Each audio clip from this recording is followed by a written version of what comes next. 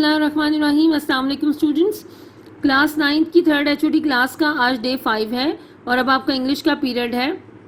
और इस HOD class में इंग्लिश का जो टारगेट है वो आपका आज कंप्लीट हो जाएगा। आप कोशिश कीजिएगा रोज़ का काम रोज़ करें ताकि आपको ज़्यादा बर्डन ना लगे फिर किसी एक दिन पे। सबसे पहले आप अपनी इंग्लिश की बुक्स निकाल लीजिए। आज हम unit number 10 drug addiction lesson complete कर लेंगे।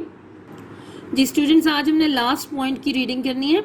Drug addiction is really a very serious threat to any society. In Pakistan alone there are almost 5 million drug addicts. Addicts undergo numerous economic, social and health problems. The governments all over the world have been trying to eliminate drug addiction from society, but still more efforts are needed to completely wipe it out. This can only be made possible if the people become increasingly aware of the threats that drugs pose. They should vow firmly to live a healthy and meaningful life. Drug addiction is really a very serious threat to any society.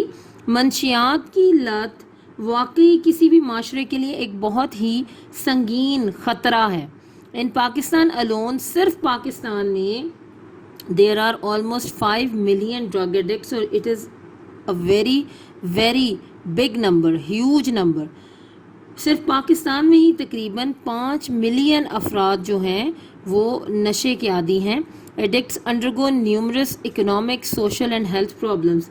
नशे के आदी अफराद को माशरती, समाजी और सेहत के मसाइल का हर वक्त मुख्तलिफ बेशुमार मसाइल का, न्यूमरस बेशुमार मसाइल का हर वक्त सामना रहता है। The governments all over the world, तमाम दुनिया में जो हुकूमतें हैं, have been trying to eliminate drug addiction, कोशिशें कर रही हैं कि किसी तरह ये जो नशे की आदत है या ड्रग एडिक्शन है, नशे की लत है, इससे किस तरह मुकम्मल तौर पे ख़त्म किया जा सके फ्रॉम सोसाइटी, माशरे से। But still more efforts are needed to completely wipe it out. मगर अभी भी मज़ीद कोशिशों की ज़रूरत है कि इसे मुकम्मल तौर पे ख़त्म कैसे किया जाए या इसे मुकम्मल तौर पर ख़त्म करने के लिए this can only be made possible if the people become increasingly aware of the threats that drug pose. ये सिर्फ इसी सूरत में इस बात को मुमकिन बनाया जा सकता है कि जब लोग मंशियात से होने वाले जो ख़तरे हैं उनसे तेज़ी से वाकफियत हासिल कर लें। They should vow firmly to live a healthy and meaningful life, और वो अज़्म कर लें, बाकायदा वो कर लें, यानी वादा कर लें, बिल्कुल पक्का फ़ैसला कर लें फॉर्मली, सख्ती के साथ, to live a healthy and meaningful life, कि वो एक सेहतमंद और बामानी ज़िंदगी गुजारेंगे। तो सिर्फ ये उसी सूरत में मुमकिन है कि ड्रग एडिक्शन का, नशे की आदत का, लत का मुकम्मल तौर पर ख़ात्मा हो सके इस पूरी दुनिया से। तो स्टूडेंट्स, इस तरह आपका ये एक बहुत ही मीनिंगफुल लेसन है, बहुत अच्छा लेसन है। इसको बार बार इसकी रीडिंग सुनिए, इसके एक एक वर्ड को जो आपको मुश्किल लग रहा है अंडरलाइन कीजिए, इसके मुश्किल वर्ड्स को भी, उनके स्पेलिंग्स को भी याद करने की कोशिश कीजिए। ऑब्जेक्टिव के पॉइंट ऑफ व्यू से ये बहुत इंपॉर्टेंट होता है लेसन की रीडिंग। इसके मुतालिक कोई भी सवाल आपके पेपर्स में आ सकता है, आपसे पूछा जा सकता है। जी स्टूडेंट्स, आज हम एक क्वेश्चन करेंगे जो आपको पता है कि मैं आपको हमेशा करवाती हूँ थीम भी। अगर ये क्वेश्चन आ जाए कि what is the theme of the lesson drug addiction, तो आप ये आंसर लिखेंगे। The theme revolves around the harmful effects of drug addiction. It also refers to the importance of the rehabilitation centers in treating drug addicts. It highlights the vital role that counseling plays in making people live a healthy life. तो ये एक question है जो आपने आज ही के दिन में अपनी इंग्लिश की नीट नोटबुक्स पर लिखना है और इसको आपने ज़ुबानी याद कर लेना है। स्टूडेंट्स, आज हम लेटर नंबर 9 पढ़ेंगे आपके नोट से। Write a letter to your friend congratulating him on the marriage of his sister. Examination hall, city ABC A.B.C. और आपको पता है कॉमा होता है, आगे आप डेट वही डालेंगे जून और जो भी डेट हो, comma 2020 Full stop. My dear friend, I am fine here. I hope you will be fine too. Your letter came to hand a few days ago. I could not reply soon because I was not feeling well. I had a slight cold. I took rest and medicine. Now I am quite fit and fine. I am very pleased to learn about the marriage ceremony of your sister. Accept my heartiest congratulations on this occasion. Occasion कहते हैं मौके को. सलाम to all at home, your friend XYZ. तो इस letter को भी आज ही के दिन में अपनी इंग्लिश की नीट नोटबुक्स पर नोट कर लीजिए और इसको ज़ुबानी याद कर लीजिए. जी स्टूडेंट्स, आज के दिन आपको बस इतना ही काम बता रही हूँ और आज ग्रामर का कोई काम इसमें शामिल नहीं है. और मैं यही चाहूँगी कि जो आपको कॉन्सेप्ट बताया गया है परफेक्ट टेंसेस का, वो ट्रांसलेशन एक्सरसाइजेस की सूरत में हो या क्वेश्चन आंसर्स की सूरत में हो, आप उसको इसी HOD क्लास में मुकम्मल तौर पर समझ लीजिए और उन एक्सरसाइजेस को भी ज़रूर हल कीजिए. काफ़ी सेंटेंसेस वो बन जाते हैं. अगर आप रोज़ के रोज़ करेंगे तो इंशाल्लाह आपको बात समझ आ जाएगी. और आप कोशिश कीजिएगा कि ये सब कुछ आप साथ साथ याद करते जाएं, क्योंकि अब आपके इंशाल्लाह इम्तिहानात और टेस्ट भी शुरू होने वाले हैं. Thank you. अस्सलाम वालेकुम स्टूडेंट्स, डे 10 में आपको वेलकम कहते हैं और अपना उर्दू का काम शुरू करते हैं. जी स्टूडेंट्स, मशकी सवालात के जवाबात हैं. ये बहुत ही आसान सवाल हैं. अगर आपने मफहूम याद कर लिया है तो ये सवाल पढ़ने मुश्किल नहीं है. पहला सवाल है, पहले बंद में कौन से काफिये इस्तेमाल हुए हैं? जवाब है, पहले बंद में दर्ज झैल काफिये इस्तेमाल हुए हैं. बरसात, बागात, कतरात, घात. सवाल नंबर 2, तीसरे बंद में मौजूद रदीफ की निशानदही करें. जवाब, तीसरे बंद में रदीफ है हरे बिछोने. सवाल नंबर 3, चौथे बंद में कौन सा लफ्ज बतौर रदीफ इस्तेमाल हुआ है? जवाब है, चौथे बंद में कोई लफ्ज बतौर रदीफ इस्तेमाल नहीं हुआ. सवाल नंबर 4 है, तीतर अल्लाह की इज़्ज़त को कैसे बयान करता है? जवाब, तीतर जब बोलता है तो यही महसूस होता है जैसे वो कह रहा हो सुभान तेरी कुदरत. सवाल नंबर 5, गुलजार के भीगने और सब्जे के नहाने से क्या मुराद है? जवाब, बरसात के बायस हर तरफ पानी पानी हो रहा है. बाज़ मकामात पर जल थल एक हो गए हैं, यानी पूरा बाग भीगा हुआ नजर आ रहा है. बारिश की वजह से सब्जे पर पड़ी हुई गर्द भी धुल जाती है और देखने वालों को यूं महसूस होता है जैसे सब्जा नहाया हुआ है. सवाल नंबर 6 है, कुदरत के बिछ रहे हैं हरजा हरे बिछोने से क्या मुराद है? जवाब, जब बारिश होती है तो वो जगह जहाँ पहले खुश्की होती है बारिश की वजह से सरसब्ज़ व शादाब हो जाती है. हरी हरी घास उगती है. बारिश बंजर ज़मीन को मखमली और ज़ुमरत बना देती है. शायर के कहने का मतलब ये है कि बरसात के मौसम में हर तरफ हरी घास का फर्श बिछ जाता है. इसके बाद है, यहाँ इस सवाल में मुज़क्कर और मुअन्नस की निशानदेही करें. उस आपके मुज़क्कर मुअन्नस आपकी बुक में लिखे हुए, उस एक जगह लिखे हुए, उसमें मुज़क्कर है बादल, सब्जा, गुलजार, रंग और तीतर, और मुअन्नस है हवा, बरसात, कुदरत और घटा. सवाल नंबर 3 देखिए, जिस नज़म की हर बंद में एक ही मिसरा बार बार दोहराया जाए उसे टेप का मिसरा कहते हैं. इस नज़म में टेप के मिसरे की निशानदेही करें. मैं ये आपको वैसे ही बता दूं कि इस नज़म में टेप का मिसरा है क्या क्या मची है यारो बरसात की बहारें. आपने पढ़ा है ना, वो बार बार एक लफ्ज़ क्या क्या मची है यारो बरसात की बहारें, तो वही इस नज़म में टेप का मिसरा है. तो बस यहाँ तक हमारा ये काम मुकम्मल होता है और मुझे उम्मीद है कि आपने इसको बहुत अच्छे तरीके से किया होगा और याद भी किया होगा. Thank you. Dear students, day 10 of your scheme of studies and last day of your third class of HODs for the subject of chemistry. जैसा कि हमने चैप्टर 7 स्टार्ट किया है और अभी हमने इसके स्टार्टिंग के जो मेन बेसिक कॉन्सेप्ट्स हैं डिफरेंट जगहों से वही पढ़ रहे हैं. एडवांसेस जो है वो हम नेक्स्ट लेक्चर में पढ़ेंगे.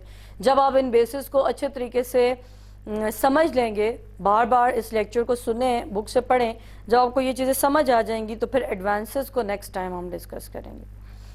तो आज का हमारे पास जो टॉपिक है वो है uses of electrolytic cell. Electrolytic cell जो कि कल आपने पढ़ा था, जिस पे रेडॉक्स प्रोसेस होता है, एनोड पे ऑक्सीडेशन होती है, कैथोड पे रिडक्शन होती है, वो किन किन चीज़ों के लिए यूज़ होता है. अब उसके डिफरेंट टाइप्स हैं. Down cell is a type of electrolytic cell. वो प्रिंसिपल कौन से पे काम करता है?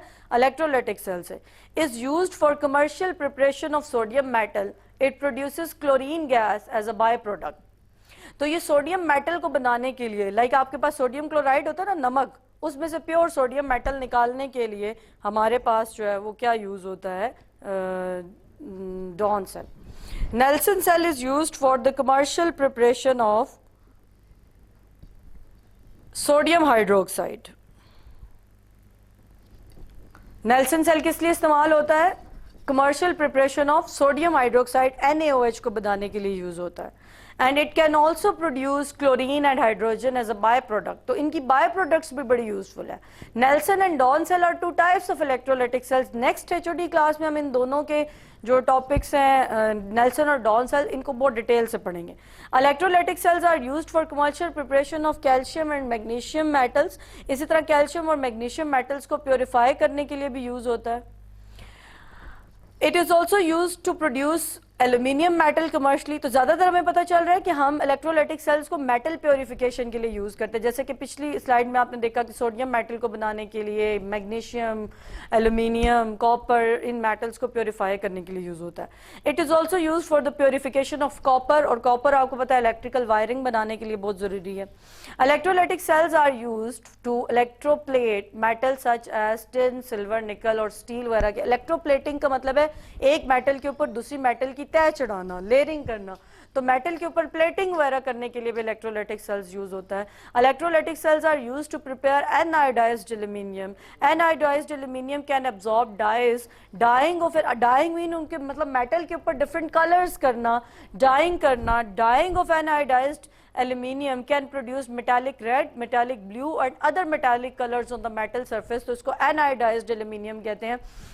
हम ये कह सकते हैं कि हम एल्यूमिनियम की पीस को पॉजिटिवली चार्ज करते हैं, डाई के पार्टिकल्स को पॉजिटिवली नेगेटिवली चार्ज करते हैं, तो वो उसके ऊपर स्टिक हो जाते हैं. तो इस तरह डिफरेंट कलर्स की सर्फेसेस, मेटालिक सर्फेसेस हम बना सकते हैं. तो हम ये कह सकते हैं कि इलेक्ट्रोलाइटिक सेल्स के जो यूजेस मेजर कैटेगरी में देखा जाए तो मेटल प्योरीफिकेशन से लेकर डिफरेंट केमिकल्स बनाना लाइक NaOH तक, इसके अलावा इलेक्ट्रोप्लेटिंग करने से लेकर कलर्ड मेटल लाइक एनायोडाइज्ड एल्यूमिनियम बनाने तक, ये तमाम चीज़ें कौन से प्रिंसिपल से होकर गुजरती हैं? इलेक्ट्रोलाइटिक सेल, जिसमें रेडॉक्स प्रोसेस के ज़रिए से हम इलेक्ट्रिकल एनर्जी को केमिकल एनर्जी में कन्वर्ट करते हैं. यहाँ तक आपके जो थ्योरेटिकल टॉपिक्स हैं वो तो कंप्लीट होते हैं. आपको मैंने फर्स्ट या सेकंड डे में एक टॉपिक पढ़ाया था जो आपकी केमिस्ट्री की HOD class, third HOD class का टास्क था, ऑक्सीडेशन स्टेट के रूल्स. तो मुझे उम्मीद है कि वो रूल्स आपके माइंड में होंगे. उन रूल्स को माइंड में रखते हुए किसी फार्मूला को कोई ऑक्सीडेशन स्टेट कैसे असाइन करनी है, ये आज के लेक्चर में मैं आपको सिखाऊंगी. ये भी बहुत इंपॉर्टेंट है. It's like questions of mathematics. तो इसमें पहला फार्मूला है KMnO4 पोटेशियम पर मैग्नेट. अब हमने इनको ऑक्सीडेशन स्टेट असाइन करनी है. ये किस किस चीज से बना हुआ है? पोटेशियम, मैग्नीज और ऑक्सीजन. तो पोटेशियम को हम लिखेंगे प्लस, ये ON mean oxidation number of potassium लिखेंगे, plus oxidation number of manganese, plus oxidation number of oxygen. Oxygen को मैंने 4 से क्यों मल्टीप्लाई किया? क्योंकि यहाँ पे ऑक्सीजन के एटम कितने हैं? 4 इज इक्वल टू 0 मैंने क्यों लिखा है? क्योंकि इसके ऊपर ओवरऑल चार्ज कुछ भी नहीं है. अगर इसके ऊपर इधर ओवरऑल चार्ज +2 लिखा होता तो मैं 0 की जगह क्या लिखती? +2. अब आपको पता है कि पोटेशियम कौन से ग्रुप का मेंबर है? ग्रुप 1A का मेंबर है, तो इसकी ऑक्सीडेशन स्टेट क्या होगी? +1. मैग्नीज की मैंने फाइंड करनी है, मैं Mn लिख दूंगी. ऑक्सीजन की ऑक्सीडेशन स्टेट हमेशा क्या होती है? -2, तो ऑक्सीजन की जगह पे क्या लिख दूंगी? -2. 4 से मल्टीप्लाई हो जाएगा तो ये मेरे पास क्या आ जाएगा? -8. 8 में से 1 माइनस करूंगी क्योंकि प्लस माइनस माइनस होता है, तो क्या आ जाएगा? -7. इसको 0 की दूसरी साइड पे लेके जाऊंगी. तो आपको रूल पता है कि कोई चीज इक्वेशन की एक साइड पे अगर प्लस हो रही है तो दूसरी साइड पे माइनस हो रही है तो दूसरी साइड पे जाके प्लस होगी. तो इस तरह मैग्नीज की ऑक्सीडेशन स्टेट क्या आ जाएगी? +1. तो ऑक्सीडेशन स्टेट के रूल्स को जानते हुए किसी फॉर्मूला में अननोन एलिमेंट की ऑक्सीडेशन स्टेट आप इस तरह से फाइंड कर सकते हैं. K2Cr2O7 आपके पास पोटेशियम पर मैग्नेट, पोटेशियम डाइक्रोमेट है, सॉरी. अब इसमें आप देखो कि आप क्या करोगे? लिखोगे ऑक्सीडेशन स्टेट ऑफ पोटेशियम, लेकिन इससे 2 से क्यों मल्टीप्लाई करोगे? क्योंकि यहाँ पे पोटेशियम के कितने एटम्स है? 2. Plus oxidation state of chromium, इसको 2 से क्यों मल्टीप्लाई करोगे? क्योंकि यहाँ पे क्रोमियम के कितने आइटम है? 2. Plus oxidation state of oxygen, और इसको 7 से क्यों मल्टीप्लाई करोगे? क्योंकि यहाँ पे कितने आइटम्स है? 7 is equal to 0. Oxidation state of potassium +1, oxidation state of chromium Cr लिखेंगे क्योंकि ये हमने फाइंड करना है, ऑक्सीडेशन स्टेट ऑफ ऑक्सीजन की जगह पे हम क्या लिखेंगे -2, क्योंकि वो हमेशा क्या होती है -2। 7 2s are 14 आ जाएगा हमारे पास, और 2 1s are 2, ये +2 आ जाएगा। 14 में से 2 माइनस करेंगे तो ये हमारे पास क्या हो जाएगा 12। ये यहाँ माइनस हो रहा है, दूसरी जगह पे क्या हो जाएगा +2, यहाँ पे मल्टीप्लाई हो रहा है, उधर जाके डिवाइड करेंगे तो क्रोमियम की ऑक्सीडेशन स्टेट हमारे पास क्या आ जाएगी 6। इस तरह से आपकी बुक पे डिफरेंट सेल्फ असेसमेंट है, नोट्स पे सॉल्व हुए हैं, एक्सरसाइज पे क्वेश्चंस हैं, आप इनको दोबारा सॉल्व करें और इसी मेथड से खुद सॉल्व करने की कोशिश करें। और मैं नेक्स्ट लेक्चर में दोबारा इन चीज़ों को डिस्कस करूंगी, लेकिन जब तक आप इसकी प्रैक्टिस नहीं करेंगे आपको ये समझ नहीं आएगा। एक और एग्जांपल देखते हैं, HNO2, ये नाइट्रस एसिड है, तो ये हाइड्रोजन, नाइट्रोजन और ऑक्सीजन से मिलकर बना है, तो मैं इसी तरह लिखूंगी oxidation state of hydrogen plus oxidation state of nitrogen plus oxidation state of oxygen. Oxygen की ऑक्सीडेशन स्टेट को मैं 2 से इसलिए मल्टीप्लाई करूंगी क्योंकि यहाँ पे कितने एटम्स है 2, इज इक्वल टू 0 मैं इसलिए लिखूंगी क्योंकि ओवरऑल चार्ज 0 है। ऑक्सीडेशन नंबर ऑफ हाइड्रोजन की जगह पे क्या आ जाएगा +1, ऑक्सीडेशन नंबर ऑफ नाइट्रोजन की जगह पे क्या आ जाएगा n, oxidation number of oxygen की जगह पे क्या आ जाएगा -2। -2 को 2 से मल्टीप्लाई करेंगे तो ये 2 2s are 4, 4 में से 1 माइनस करेंगे तो हमारे पास क्या आ जाएगा 3, और 3 को दूसरी जगह जाके प्लस करेंगे तो यहाँ पे हमारे पास ऑक्सीजन की, नाइट्रोजन की ऑक्सीडेशन स्टेट क्या आ जाएगी +3। आगे हमारे पास 2 एग्जांपल और हैं, hydrogen sulphide and sulphur oxide. ये जरा छोटा फॉर्मूला है। हाइड्रोजन सल्फाइड में 2 एटम हाइड्रोजन के और 1 एटम सल्फर का है। मैं लिखूंगी ऑक्सीडेशन स्टेट ऑफ या oxidation number of hydrogen plus oxidation number of sulphur. Hydrogen के कितने एटम्स हैं 2 इज इक्वल टू 0, क्योंकि इसके ऊपर ओवरऑल चार्ज क्या है 0। ऑक्सीडेशन नंबर ऑफ हाइड्रोजन की जगह पे क्या आ जाएगा +1, और सल्फर को फाइंड करना है। अब ये 2 1s are 2, ये यहाँ पे प्लस हो रहा है तो दूसरी जगह जाके क्या हो जाएगा माइनस, तो सल्फर की ऑक्सीडेशन स्टेट क्या आ जाएगी -2। SO2 को देखिए तो ये कितने एटम से मिलकर बना है, सल्फर का 1 एटम और ऑक्सीजन के 2 एटम, और ओवरऑल चार्ज 0। तो मैं लिखूंगी oxidation number of sulphur plus oxidation number of oxygen, और ऑक्सीजन के कितने एटम्स है 2, और ओवरऑल चार्ज 0 है, इसलिए मैं इसको क्या लिखूंगी इज इक्वल टू 0। सल्फर को मैंने फाइंड करना है और ऑक्सीजन को ऑक्सीडेशन स्टेट असाइन करूंगी -2, क्योंकि ऑक्सीजन की ऑक्सीडेशन स्टेट हमेशा क्या होती है -2। 2 2s are 4, plus minus minus, दूसरी साइड पे जाके ये प्लस होगा तो यहाँ सल्फर की ऑक्सीडेशन स्टेट क्या है +2। तो आज के जो टॉपिक थे उसमें से एक टॉपिक आपने मेमोराइज करना है, यूजेस ऑफ इलेक्ट्रोलाइटिक सेल, और ये ऑक्सीडेशन स्टेट असाइन करने वाले जितने भी फार्मूलाज हैं इनको सॉल्व करना है। इसके अलावा और एडिशनल फार्मूलाज भी सॉल्व करने की कोशिश करनी है अपनी बुक से और रिव्यू एक्सरसाइजेज में से। आपको इस लेक्चर में मैंने बेसिक जितनी भी चीज़ें थी चैप्टर 7 के बारे में वो पढ़ा दी हैं।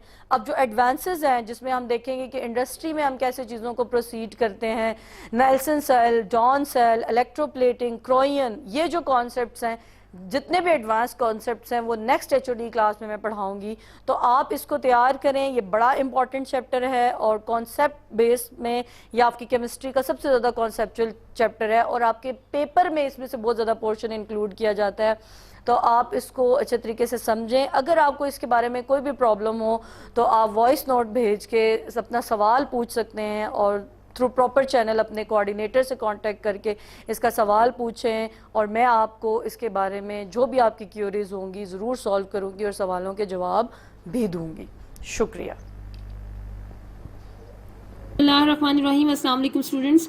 क्लास 9 की 3rd HOD क्लास का आज डे 10 स्टार्ट हो गया है और ये इस 3rd HOD क्लास का लास्ट डे है, और अब आपका मुताला पाकिस्तान का पीरियड स्टार्ट हो रहा है। आप अपनी बुक्स निकाल लीजिए। जी स्टूडेंट्स, आज लास्ट डे पे हम पेज नंबर 100 पर आपका टॉपिक पढ़ेंगे करारदाद मकासद 1949, ऑब्जेक्टिव्स रेजोल्यूशन 1949। अब ये आपका एक लॉन्ग क्वेश्चन भी है, मैं अभी आपको एक्सरसाइज से इसको पढ़ाने के बाद दिखाऊंगी। आप इसको एज इट इज़ याद कर लें, यही आपके उस क्वेश्चन का आंसर है। नोट्स में भी लिखा हुआ है, थोड़ा शॉर्ट करके मैं कोशिश करती हूँ वो भी आपको एक दफ़ा रीड करा दूँ, लेकिन बेहतर है कि आप इसको यहाँ से ही एज इट इज़ याद करें। 12 मार्च 1949 को पाकिस्तान के पहले वज़ीर आज़म लियाकत अली ख़ान की तहरीक पर आइन साज असम्बली ने करारदाद मकासद منظور کی۔ قرارداد مقاصد نے پاکستان کی آئین سازی میں نہایت اہم مقام حاصل کیا۔ قرارداد کے اہم نکات درج ذیل ہیں۔ اقتدار اعلیٰ یا حاکمیت، سوورینٹی۔ اس قرارداد میں اس بات کی وضاحت کر دی گئی کہ ساری کائنات کا مالک اللہ تعالیٰ ہے اور سارا اقتدار اسی کو حاصل ہے۔ اقتدار مسلمانوں کے پاس اللہ تعالیٰ کی امانت ہے اور اس اقتدار کو اللہ تعالیٰ کی مقرر کردہ حدود کے اندر رہ کر عوام کے منتخب نمائندے استعمال کریں گے۔ اسلامی قانون سازی، اسلامک لیجسلیشن۔ پاکستان کا آئین قرآن و سنت کی روشنی میں ترتیب دیا جائے گا اور یہاں اسلامی اصولوں سے متصادم کوئی قانون سازی نہیں کی جائے گی۔ اسلامی اقدار، اسلامک ویلیوز۔ پاکستان میں اسلامی اقدار جمہوریت، آزادی، مساوات، رواداری اور معاشرتی انصاف کو فروغ دیا جائے گا اور اسلامی اصولوں پر عمل کیا جائے گا۔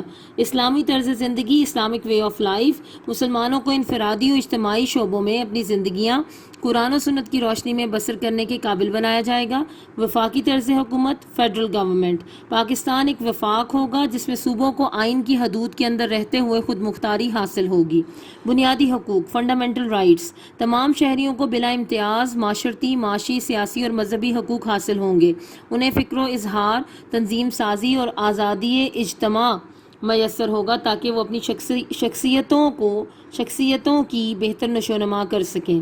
پسماندہ علاقوں کی ترقی، ڈیولپمنٹ آف بیکورڈ ایریاز۔ پسماندہ علاقوں کو سیاسی، معاشرتی اور معاشی شعبوں میں شرکت اور ترقی کے مساوی مواقع میسر آئیں گے اور ان کے حقوق کو قانونی تحفظ دیا جائے گا۔ اقلیتوں کا تحفظ، پروٹیکشن آف مائنورٹیز۔ پاکستان کے تمام غیر مسلم شہریوں کو مکمل آزادی و تحفظ ملے گا۔ انہیں اپنے مذہبی فرائض ادا کرنے اور عبادت گاہیں تعمیر کرنے کی آزادی ہوگی۔ عدلیہ کی آزادی، انڈیپینڈنس آف جوڈیشری۔ عدلیہ آزاد اور خود مختار ہوگی، اس پر کسی قسم کا دباؤ نہیں ہوگا اور وہ انصاف کے تقاضے اپنے اختیارات کے مطابق پورے کرنے کی حامل ہوگی۔ قرارداد مقاصد کی اہمیت، importance of objectives resolution. Pakistan کی آئین سازی کی تاریخ میں قرارداد مقاصد بہت اہمیت کی حامل ہے۔ اس قرارداد کے ذریعے تخلیق پاکستان کے مقاصد کو پورا کرنے کے لیے قرآن و سنت کی روشنی میں ایک اسلامی معاشرے کے قیام کو ملک کا نصب العین قرار دیا گیا۔ اس لیے اس کو پاکستان کے تینوں دساتیر 1956، 1962 اور 1973 میں افتتاحیہ کے طور پر شامل کیا گیا ہے۔ تو یہاں تک آپ کی اس تھرڈ HOD کلاس میں اس دفعہ کا جو آپ کا ٹارگٹ ہے یا آپ کا ٹاسک ہے، یہاں تک آپ کی ریڈنگ ہے جو مکمل ہوئی اور اسی سے ریلیونٹ ہم نے کوسچنز بھی پڑھے ہیں۔ اب اس کا میں آپ کو کوسچن آج بتاتی ہوں کون سا ہے، یہی کوسچن کا آنسر بھی ہے، لیکن میں آپ کو پہلے کوسچن دکھاتی ہوں۔ جی اسٹوڈنٹس، یہ آپ کا کوسچن ہے، لانگ کوسچن نمبر 6، قرارداد مقاصد کے اہم نکات کی وضاحت کیجیے۔ تو ابھی جو ٹاپک ہم نے پڑھا یہی اس کا آنسر ہے، میں آپ کو نوٹ سے بھی پڑھا دیتی ہوں۔ جی اسٹوڈنٹس، آنسر شروع ہوتا ہے قرارداد مقاصد قیام پاکستان کے بعد نظام حکومت چلانے کے لیے 1935 کے قانون ہند میں بعض ترامیم کر کے پاکستان کا عبوری آئین بنایا گیا۔ یہ اسلامی جمہوریہ پاکستان کی آئینی ضرورت کے لیے ناکافی تھا۔ پاکستان کو اپنے آئین کی اشد ضرورت تھی۔ اس ضرورت کو پورا کرنے کے لیے خان لیاقت علی خان نے آئین سازی کی طرف پیش رفت کی۔ اس کے تحت مارچ 1949 کو آئینی مقاصد پر مشتمل ایک قرارداد دستور ساز اسمبلی میں پیش کی، جسے مارچ، یہ جیسے لکھا ہوا ہے اس کو ٹھیک کر لیجئے، یہ جسے 12 مارچ 1949 کو اسمبلی نے منظور کر لیا۔ یہ قرارداد تاریخ پاکستان میں قرارداد مقاصد کے نام سے مشہور ہوئی۔ اللہ تعالیٰ کی حاکمیت، یہ اس کے اہم پوائنٹس ہیں۔ اس قرارداد میں اس بات کی وضاحت کر دی گئی کہ ساری کائنات کا مالک اللہ تعالیٰ ہے اور سارا اقتدار اسی کو حاصل ہے۔ اقتدار مسلمان کے پاس اللہ تعالیٰ کی امانت ہے اور اس اقتدار کو اللہ تعالیٰ کی مقرر کردہ حدود کے اندر رہ کر عوام کے منتخب نمائندے استعمال کریں گے۔ یہ آپ ٹھیک کر لیجئے، یہ واو بھی فالتو ہے، منتخب میں خے کا بھی نقطہ ہے۔ اسلامی قانون سازی، پاکستان کا آئین، یہ آپ ٹھیک کر لیجئے گا، قرآن و سنت اکٹھا لکھا گیا تھا تو آپ اس کو ٹھیک کر لیجئے۔ قرآن و سنت کی روشنی میں ترتیب دیا جائے گا اور یہاں اسلامی اصولوں سے متصادم کوئی قانون سازی نہیں کی جائے گی۔ اسلامی اقدار، پاکستان میں اسلامی اقوام، جمہوریت، آزادی، مساوات، رواداری اور معاشرتی انصاف کو فروغ دیا جائے گا اور اسلامی اصولوں پر عمل کیا جائے گا۔ اسلامی طرز زندگی، مسلمانوں کو انفرادی اور اجتماعی شعبوں میں اپنی زندگیاں قرآن و سنت کی روشنی میں بسر کرنے کے قابل بنایا جائے گا. وفاقی طرز حکومت. پاکستان ایک وفاق ہوگا جس میں صوبوں کو آئین کی حدود کے اندر رہتے ہوئے خود مختاری حاصل ہوگی. بنیادی حقوق. تمام شہریوں کو بلا امتیاز معاشرتی، معاشی، سیاسی اور مذہبی حقوق حاصل ہوں گے. انہیں فکر و اظہار، تنظیم سازی اور آزادی